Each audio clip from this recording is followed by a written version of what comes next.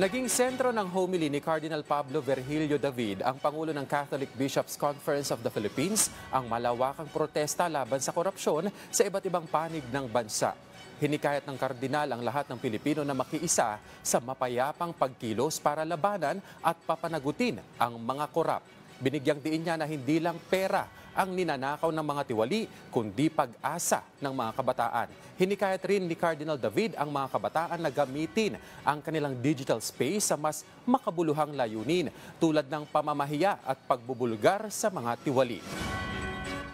Dugo, luha at pawis ng mga taxpayers ang winawaldas.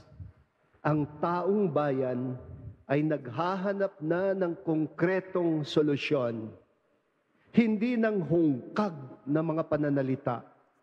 Hindi na palabas na pampulitika. Hindi yung walang katapusan na grandstanding sa Senado at Kongreso. Tama ng mga delaying tactics. Tama na, nakasusuklam na, sobrang-sobra na